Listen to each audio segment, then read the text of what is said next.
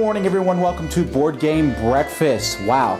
Now, March is often one of the lower end busy parts of the board game year. The board game companies are starting to gear up for Gen Con, but there's not as much board game stuff happening. But at the Dice Tower, this is an incredibly busy time, mostly because we do different things. For example, the Dice Tower nominations are in full swing, and we should announce them at the beginning of April, but that's being worked on in March. We're starting the very preliminary stages of revamping the Dice Tower website. So, that's going to take a lot longer than that. We are continuing Kickstarter, compiling a list of all the stuff from all different people. We look like we're still on track for getting that stuff out in May, but a lot of the grunt work and going through and checking everything by hand happens in March. And other things that I can't talk about are going on in March, but it's certainly keeping me on my toes. Not to mention we have lots of reviews and things going on too. Now, if you like Board Game Breakfast, but you don't have time to watch the video, you can go to dicetoweraudio.com, where you can just download the audio version of this show and some of my reviews, some of the things that show up on our channel. We don't post everything because that would be too much. A lot of videos come out this channel per month. But if you want to listen to some of the stuff, dicetoweraudio.com.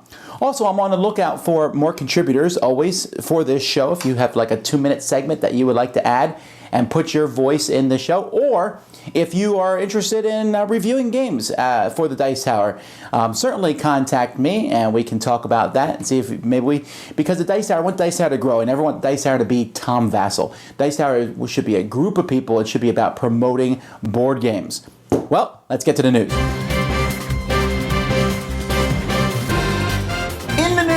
Stronghold Games has a trio of games in their Space Cadets universe. The Engelsteins designed the Space Cadets. They designed 2 games, Space Cadets and Space Cadets Dice Duel. Both those games have an expansion coming for them. The one for Space Cadets is called Resistance is Mostly Futile, which adds more stuff to the game, including a panic button for each of the players at their different stations. Space Cadets Dice Duel's expansion is called Space Cadets Dice Duel Die Fighter. It's a kind of a name, but I like it actually. But it adds 2 fighters, 1 to each side, and now you can have 10 players, 5 per side. So that sounds interesting. Then the new game, though, which is not designed by the Engelsteins, called Space Cadets Away Missions, is a 1 to 6 player cooperative game where you go through and you do different missions with your people. Has 15 missions, modular hexes. If you guys know my style game, this is something I very much like, so I'm hoping that this is really good. Fantasy Flight Games has announced a new dice game from Reiner Knizia, and it's called Age of War, which looks like a retheming or reworking of Risk the Dice game, but we'll have to wait and see till it comes out completely. Then they have also released a game that sounds really cool called Game of Thrones Westeros Intrigue. Until you realize this is a retheming of Penguin, which is a game I ravaged in a review a long time ago. But that was mostly because of the physical components. This one is just cards. The Penguin had these things you stacked. It was just terrible. They didn't stack right. But putting cards in pyramid form, I'm assuming this game adds a little bit. Hopefully, because there was really not much flavor in Penguins, and to retheme it as a Game of Thrones, I don't know. I'm not having high hopes for this game, but you never know. I did not mention this 2 weeks ago because I didn't do the Board Game Breakfast, or even last week, which was foolishness of me. But if you haven't heard by now, Days of Wonder has announced the 10th anniversary for the Ticket to Ride game, which is just phenomenal. The components and the little trains and the map, it's amazing. I'm really looking forward to playing this when it comes out. Includes everything from the 1910 expansion, has a larger map, large cards. If you like Ticket to Ride, this seems like a must-buy. ZMan has announced that they're going to be re-releasing the Carcassonne mini expansions. These were little mini expansions. You can actually check my reviews. I reviewed all 6 of them. So they're interesting little expansions. Some are better than others, but they're small and easy to buy. Steve Jackson Games has announced that they're going to be reprinting Nightmare Chess, which is really cool. I mean, Nightmare Chess is old. It's one of the very first games I got, and I often rant against chess variants, but this was a chess variant that I loved because it unabashedly just added chaotic nonsense to the game, where you would draw cards and play cards besides playing a regular game of chess. It made the game of chess just ridiculously loopy, was very campy, didn't take itself seriously, and I like it a lot. And Asmodee has announced that they're going to be releasing a golden version of Jungle Speed for the 20th anniversary. Did not know Jungle Speed was 20 years old, but obviously very popular. So what might you see from Cool Stuff Games this week? Now, none of this is guaranteed, but these are things that you should see released in this coming week. We should see Volt Robot Battle Arena. I just reviewed that a few weeks ago. It is an excellent programming robot game. You should get it. Spielbox number 7 in English will be being released. It has an expansion for Madeira called The Harvester. A game called Tessin will be released, as well as the reprinting of Al-Rashid. Island Siege should come out this week, and Give It to the King, which is a bunch of people racing to give the king their message first. All that should be coming out this week. All right, time for an iOS game review. Hi, Suzanne here with a look at this week's featured board game app. The 2011 Spiel des Jahres winner, Qwirkle, just made its first foray into the mobile world. So let's take a look at this modern classic designed by Susan McKinley Ross. In Qwirkle, players vie for the most points by placing tiles, each with a color and shape designation. Complete rows of one color with each shape, or one shape with each color, and you get a Qwirkle, aka bonus points. Simple enough to be played with children, but strategic enough for hardcore gamers, Qwirkle's straightforward mechanics made it perfect for a mobile game. Released by Mindware, the iOS implementation of Qwirkle is really well done. The game has an intuitive drag-and-drop interface, and it has all the hallmarks I expect from a top-notch game app, including multi-level AI, online play, tutorials, and achievements. It also has a few nice touches added, including a 3D or 2D view, changeable backgrounds, and the ability to customize the colors of the tiles. The backgrounds seem a little superfluous, but the customized tile colors, that is a really fun feature. If you're just learning or feel like taking it easy, the game also features an optional hint function that highlights the available spaces on the board for each tile in your tray, including which ones can Qwirkle. At the time of this feature, the app has been available for less than a month, and it does have a few minor bugs, but none that seem to impact gameplay. And I've heard some people also complain that on the iPhone, the game is too small. Personally, I wish there was an option to remove a few of the animations. But really, with its ease of use, quick playtime, and polished presentation, Qwirkle is a must-have on any gamer's device. Give it a try.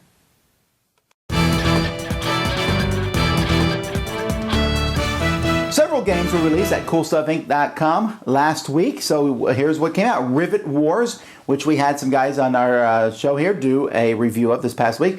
Baldrick's Tomb from 5th Street Games. Blue Max, the redoing of Blue Max. That's interesting. Blue Max is like one of the definitive games about airplane combat that people have really, people who really like that thing. I've played it for a long time.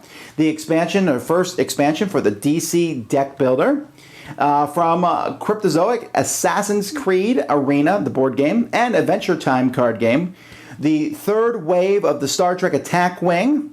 An expansion for Flashpoint called Dangerous Waters, which is interesting. For example, one of the scenarios, you're on a cruise ship which is on fire. Upon a Fable had some expansions come out. An expansion for War Machine High Command Into the Breach came out. Expansion for the Pathfinder card game. Number 4 came out, Fortress of the Stone Giants. So a lot of expansions, and there's been a lot of reprints. It's funny how Jamaica came out again, but immediately sold out. Just keep your eye on it. If Jamaica's a great game, everybody should have, but it seems like it comes out and then it's immediately sold out. So one of these days, you guys will be able to get it. All right, what's next here? Question of the week.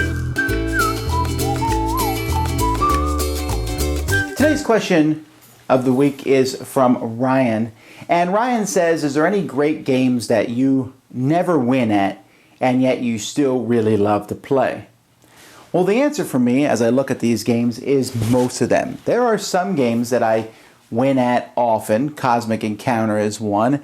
And there's a few other games. And we just played a game this past Saturday, and I won the majority of the games that day. But that's really a rare thing. I don't win very often. And when we did our live playthrough, there was one of the comments that really stuck with me. Someone said, Tom always talks about how he's not very good at games. Now that we're watching, I see that he wasn't lying. And I don't win very many games. I don't know what the percentage is. It's not like I never win. I do win But there's several reasons. One is I'm not afraid to lose. It never bothers me to lose. There's a couple exceptions. If I play somebody who's like a real jerk or really cocky or arrogant, then you kind of this thing like, I must beat this person. But for the most part, I don't mind. It never matters to me. What matters to me is that everyone at the table is having fun. And when I lose, someone else won, so that person probably had a little bit more fun than me. And I'm glad for that. It just doesn't bother me. Also, I try interesting and unique strategies. I will try, if there's like 5, let's say at the beginning of the game and there's different actions everyone can pick, and 4 people all do the same thing, I will almost always pick something different because I want to see how different things happen. And that experimentation and that differentiation usually means maybe you're not going to do the optimum play, maybe you won't win. Now, sometimes it works out really well because I do something that no one else did. That's how I won Coliseum this past Saturday. But for the most part, it just doesn't bother me. So I'll gladly play a game. There are probably games up here, and I don't keep track of all my wins and losses. That's just not something I'm interested in doing. But there are probably games here I've never won. Well, I know there are some, but I mean, when I look behind me and say, okay, have I ever won Battle Lore 2nd Edition? Actually, no. Have I ever won the Pillars of the Earth? Well, yes. I've won Nothing Personal. I've won Seasons. Okay, so I've won many of these games, but winning is such a non-issue with me. I just like to have a lot of fun. So the answer to your question is almost all of them.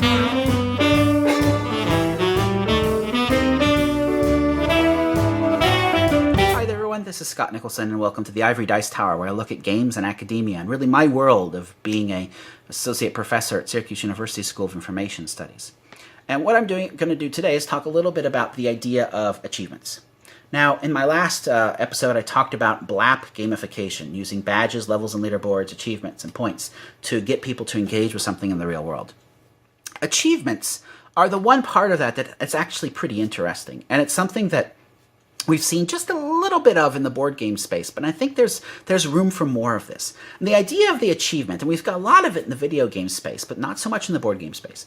An achievement is an award given to a player because they accomplish a goal that is outside of that normal point structure, in many cases. Now, some people, when they create achievements, get very lazy. If you've used Xbox Live, the way that actually works is each game gets so many points worth of achievements that they can dole out throughout the game. And so some people get very lazy, say, oh, you completed the tutorial, here's an achievement. Other designers think about it, and they use those achievements as a way to get the player to explore different ways of playing the game that aren't necessarily about getting lots and lots of points. Sentinels of the Multiverse did this, and so there's actually a set of achievements that you can try to explore, things you can try to do that require you to engage with the game in different ways. And they're very interesting ideas on how to extend the life of a game. So if you've played the game a lot of times and you're feeling like, I've played this game out, well, adding achievements can make things more interesting. There've actually been an element in some games that Mice and Mystics actually had achievements to get you to try and there are different things you could take on by killing different roaches and things like that. Although they were fairly tightly woven within the flavor of the game, they really weren't this sort of upper level that say, hey, let's do something that you normally wouldn't do because you want to explore. So like in video games, there may be an achievement for climbing to the top of a really, really tall building. You get no points, no other rewards for it, but other than exploring the game in these different ways. So I'd like to encourage you to think about your favorite board game and to say, what would be 5 achievements I could set up before we start play to see if we can get people to engage with this game in different ways, to see if we can get people to try different things, or a way to make it more interesting for you. Sometimes I'll sit down at a game and I say, in this game, I'm not going to try that strategy at all. I'm going to see if I can play the game and be competitive without ever using that particular mechanism in the game. And so I like to do that for myself, kind of giving my own little achievements, my own little challenges, as Jay McGonigal, when she talked about Bernard Suits, defining games as unnecessary obstacles. Sometimes you'll do this to add your own unnecessary obstacles, to make the game, to allow you to look at it in a different way. So think about achievements, either explicit or implicit, and think about how they could make your favorite games taste very, very different to you. I'll talk to you all later. Take care. Bye-bye. Hi folks! This game was designed by an American, but redone and reprinted by a Belgian company.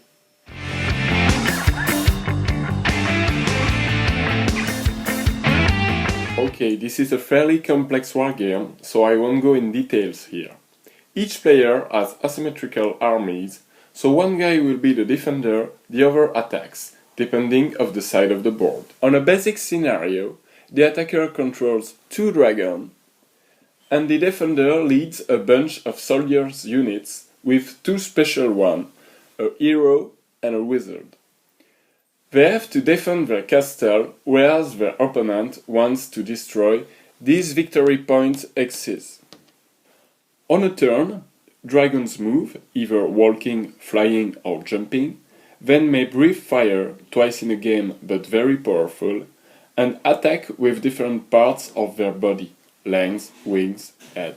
Then, Defender's wizard can cast spells using his 10 spell points, and also move and attack, separating ranged shots and melee fights. Combat uses a lot of dice rolling. The defender manages to block the dragons, keeping them away of his buildings. The game continues until one player gives up, and the invader's success is evaluated. Really cool war game, not so difficult to get into, with a campaign mode. You should at least try it. Dragon Rage.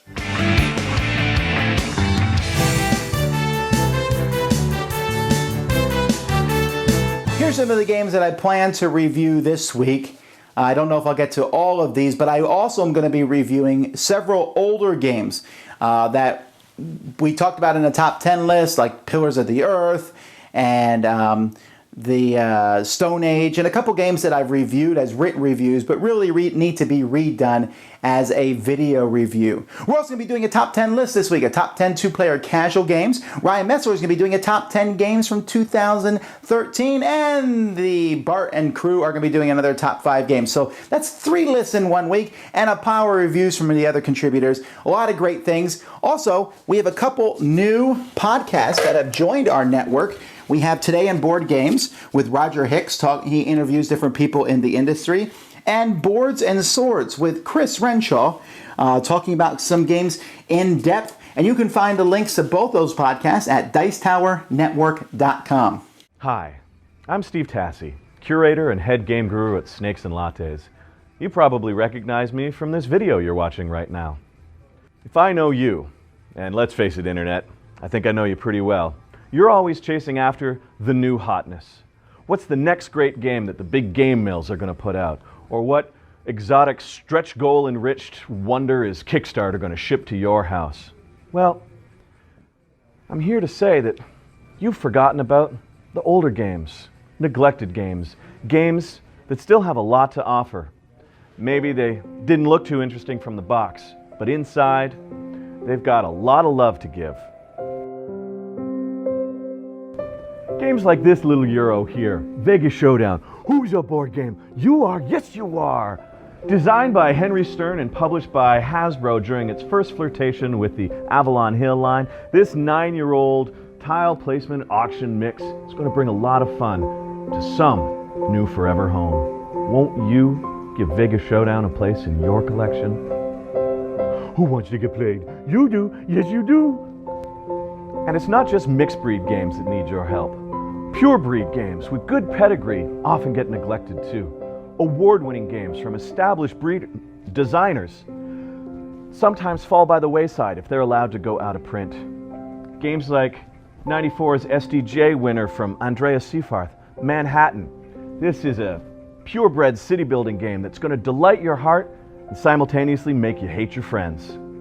Can the new hotness do that?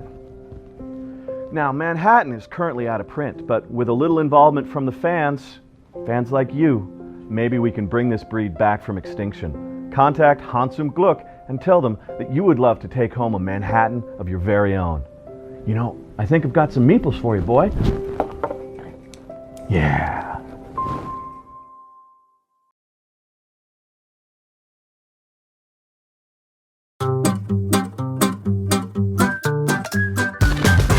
Today I wanted to talk a little bit about reviewers and designers and the relationship that they have, because it's a very interesting relationship.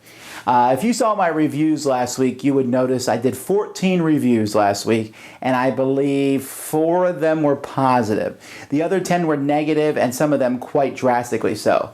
Now, some people say, oh, well, that's because you had a bad week, or you moved and have a baby and you're cranky. Well, no, that stuff shouldn't and doesn't affect my review of a game. It just happens to be partially because most of the cool new games that came out, I had a big pile of them, and I go through that pile, and some I'm like, oh, I'm not so interested in that one.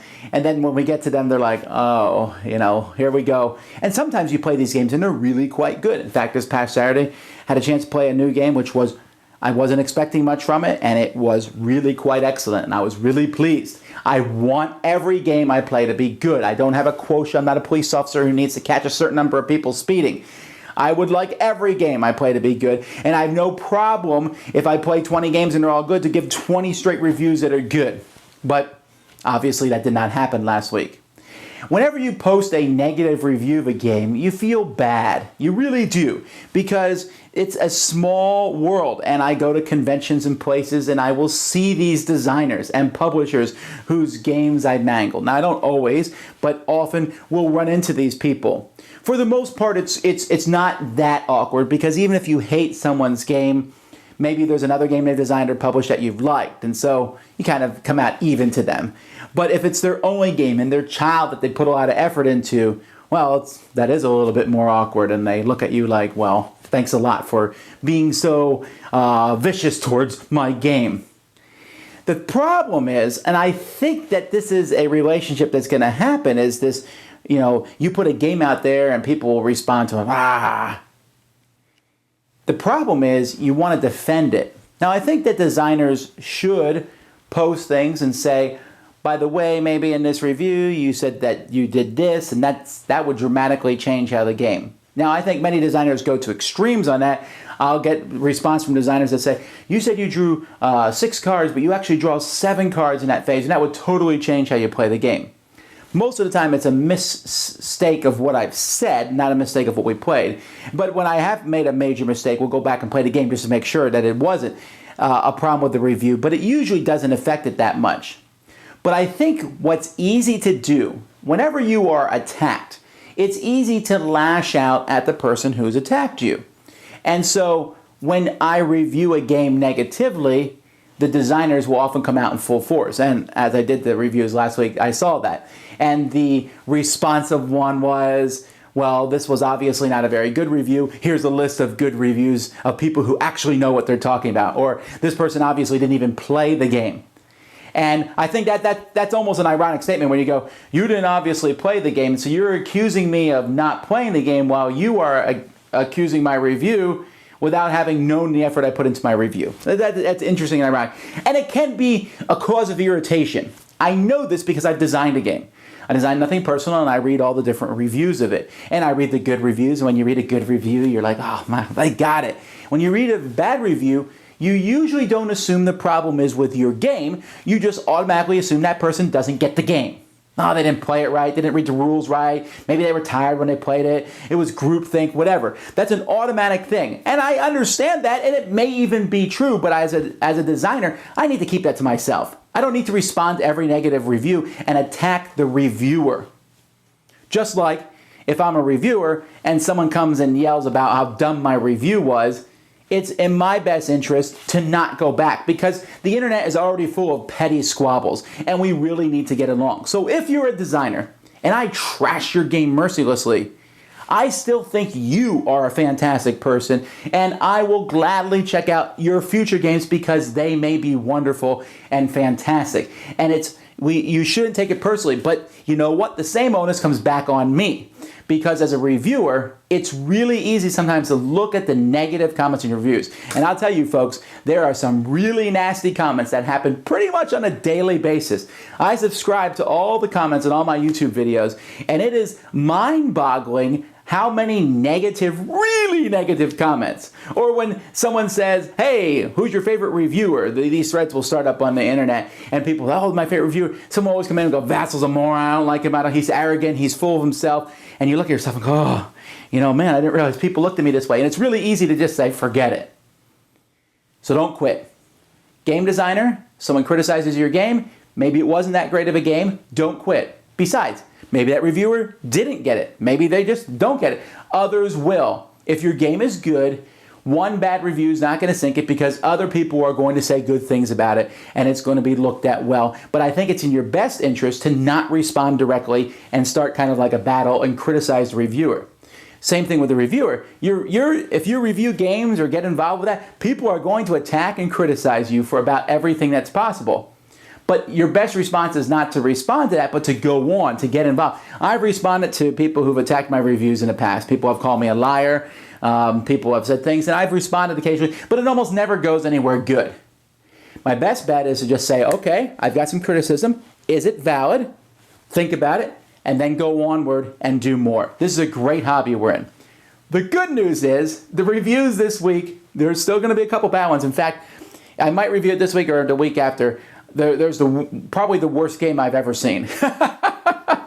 But for the most part, it's good. I'm not getting disillusioned with the hobby. The hobby is fantastic, and there's some great stuff I want to talk about this week. But anyway, it's just interesting, the relationship between gamers and designers, and especially because the game designers and reviewers, especially because of the small world we're in. I think the best bet is not to take anything that's written personally, but also sometimes let's think about what we write and be nice. And that's it this week, folks. Lots of things going on. I'm really excited. There's just so many, we've got so many balls in the air right now, like the different things, so many irons in the fire, the different words, and I don't actually have a ton of games pouring in the mail right now, so we're working on the Dice Tower. What could do better? I'm just excited about what's coming out from Dice Tower this week. Anyhow, until next time, my name's Tom Vasel, and you've been watching Board Game Breakfast. To find out more about all of our podcasts, check out DicetowerNetwork.com. To see a listing of our videos, head to Dicetower.com. We'd like to thank our sponsor, Cool Stuff Incorporated, where you can buy games for great prices. Cool stuff in stock.